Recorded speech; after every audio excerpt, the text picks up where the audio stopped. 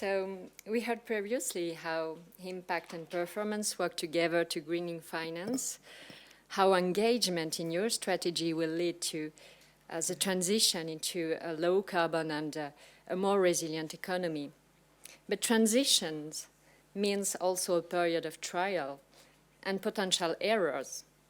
It is in this very moment of transition that the spectre of greenwashing is the most prejudicial to the market, and mainly because there is no legal definition of what is greenwashing and what it covers. So the term greenwashing echoes to whitewashing, which is strongly suggestive of malfeasance. But is there always an intention to greenwash? At the time that investors require more and more ESG products, there is also an increasing number of claims before regulators. And some of them are clearly speculative, but firms start to be petrified by the risk of greenwashing.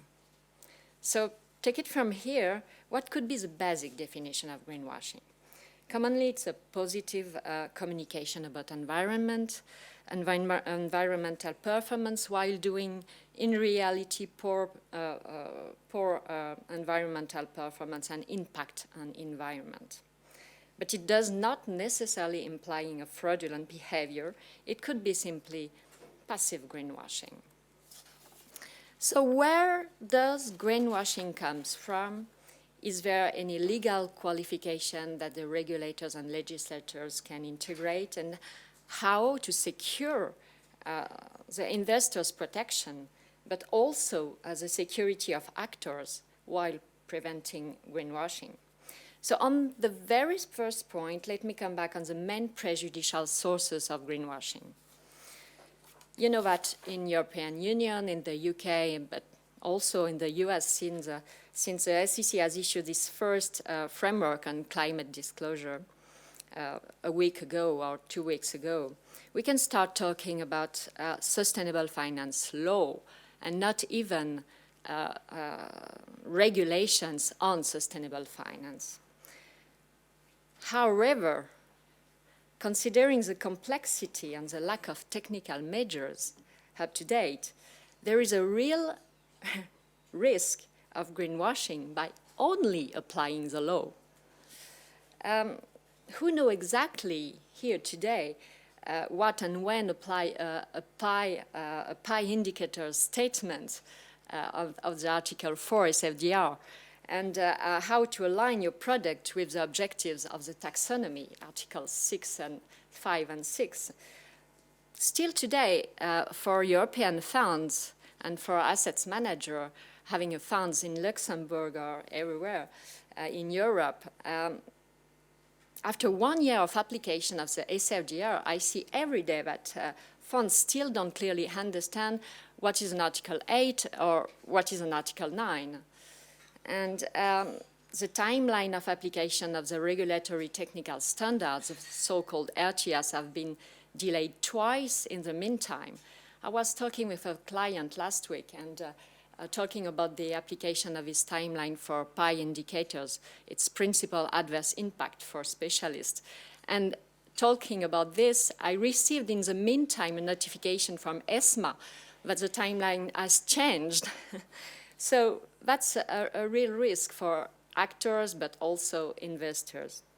So I will not go into the details of what to publish in your website, how and when to publish quantitative or qualitative information, what kind of statement you need to publish with your next annual account in 2022. But there is a regulatory arbitrage, and regulators have clearly a responsibility towards financial market participants in terms of potential greenwashing. So we have previous example that having complex regulation without a clear guidance for market practitioners result in diverging application and lack of comparability. So yes, regulators get to come back on definitions and also technical measures of application. A second main sources of greenwashing could be found in the poor issuer disclosures and poor quality data available, especially on investees' companies.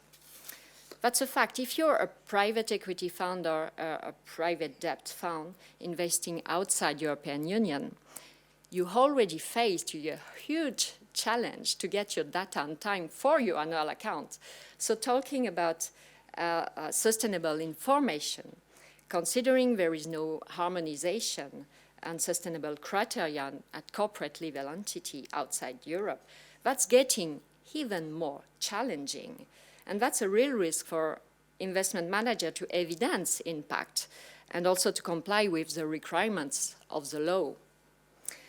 So from here, does investing through labels could secure this risk? Not always. More and more statistics shows that, for example, green bonds labels, they do not necessarily signal a material reduction in carbon emission at firm level. And we have the same thing, we talk about labels, no harmonization, no common labels for ESG, but also for ratings. And I talk here about MSCI. Same cause, same consequences for investment advisor, who also need, in addition, to assess the sustainability preference of their clients together with suitability, etc. And talking here, it's a clear risk for them, for this profession, when they advise a client. And talking about MiFID or its integration into the LS-FIN in Switzerland, it should be better to require firms to ask about sustainability objectives instead of preference, because what motivates consumers is to have an impact. So an objective is much more clear. But how we do in this transition, dealing with the increasing numbers of litigation and greenwashing before the SEC, the FCA, the FINMA, the BaFin, and also the court. And is greenwashing a tort, a fraud, a crime, a civil liability, and how to legally qualify greenwashing, and also what are the sanctions? Just remember that a fraud is an addition of two criteria. It's an intention, but also an evaluation of the damage. And if we look at the recent litigation for corporates, it clearly shows that most of the plaintiffs doesn't act on greenwashing, but mainly they act on consumer protection law and on competition law in every domain. Energy, if we look at the Exxon, the BP, the Total case, industry domains, if we look at the Canada Goose case, water, Blue Triton brands, the Ryanair case, etc. All the plaintiffs' complaints are focusing on false advertising and deceptive trade practice. And more recently, it's really interesting to look at this case, the Shell claim initiated by a climate group. They act against the directors of Shell, not the company, but the directors. So that's a fact. Today, executive directors will be liable on their commitments. Now, more recently, if we talk about investment funds and investment managers, a lot of them have been hit on greenwashing. It could come from a group of shareholders. It could come from an ex-CEO, a group of consumers. And if we look at the Deutsche Bank case, if we look at the BlackRock case, all these cases are the first example of whistleblowing on ESG matters. And then further on came the BNP Paribas, accused having Chevron case in its sustainable global corporate bonds, the UBS, the State Street case, rated as not being Paris Agreement aligned. If we get back just a minute on the Deutsche Bank case, it's really interesting to see that The complaint initially started related to the 2020 annual report of this company. The fund was challenged by its ex-CEO not having integrated ESG factors into its process and on an half of its 900 billions of dollars assets under management. So this case is not yet closed, but if prosecutors were to find that the fund manager exaggerated its ESG commitments, the firm could be ordered to relabel funds, offer financial compensation to mislead clients for whom ESG was a key factor to invest, and also condemned to multiple fines. But there's something missing here. How to evaluate your damage? And is it a damage on the environment? Is it a damage on the revenue of the investors? In reality, if we look at the figure of the stock exchange in Frankfurt for the Deutsche Bank case, the prejudice was much more important and significant for the investors after the claim than before. So up to date, no decision in this case because no evidence and clear qualification of greenwashing.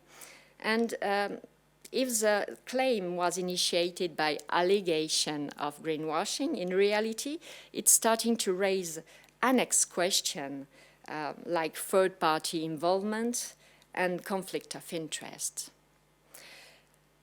So what are the lessons from this first case? First, and again, regulators get to come back on definition on greenwashing and set the condition once and for all to avoid such an insecurity on the market. We have today more clarity of what is greenwashing. It could take the forms of hidden trade-off, lack of proof, vagueness, irrelevance, false labels, etc. Second, the risk is much more higher for the so-called ESG fund and all these green-oriented funds than for an Article 8 or an Article 9, where serious reporting is on qualitative and quantitative information is mandatory today. The use of standards like TCFD for reporting disclosure will also help to avoid such litigation. By the way, the Federal Council in Switzerland adopted on the last 30th of March a request on consultations, request consultation on ordinance which provide for the binding TCFD implementation by large companies across all the sectors. It's expected for 2023. And I remember that Lionel talked about accountancy and annual accounts. In Glasgow at the COP26, I remember that IFRS would like to initiate some sustainability criteria and standards on that, and that's done. 2 days ago, they issued their first draft on the so-called ESSB, International Sustainability Standards Board. So now you can, and they are based on the recommendation of the TCFD. So now you can integrate these standards into your annual account to prove exactly and quantify your ESG quantification and to just stop the whistleblowing on ESG. Last, I think that also having a third-party review is becoming more and more important today. And talking about that, the European Union has already integrated this third-party review in the periodic disclosure of the SFDR. So to sum up, having a clear and quality criteria integrated in your decision-making process is key to avoid greenwashing and close the door to whistleblowing. And let me add that it's a win-win situation because revenue goes with it. So we just need legislators to take back in and to write it down. The good news is that regulators have greenwashing on the top of their agenda. At the European Union level, the Commission highlighted this in its roadmap for 22-24, and they would like to have a common definition of greenwashing across all sectors and across the European Union, and draft also a single rule book with convergent tools and guidelines. And again, they will issue level 2 requirements to harmonize reporting standards for better comparability, but again, a lot of new regulation to integrate. I would like to finish with Switzerland and what FINMA did a couple of weeks ago. They issue a guidance on preventing and combating greenwashing. And this report is quite detailed and quite straightforward. They distinguish at product level and at entity level. At the product level, FINMA listed several useful scenarios of what should be considered as greenwashing for a collective investment scheme. So let me give you some examples. If a fund makes reference to sustainability, but the investment policy allows for a significant portion of non-sustainable investment, it's greenwashing. And when a strategy is only deemed to be sustainable because of exclusion criteria, without being specifics, it's greenwashing. When a fund makes reference to impact or zero carbon, without stated impact or being able to quantify it, it's greenwashing. So that's clear. It could be clear. At the entity level, also FINMA reminds that an approval of a fund before the FINMA will be subject to a certain level of comfort regarding structure and organization.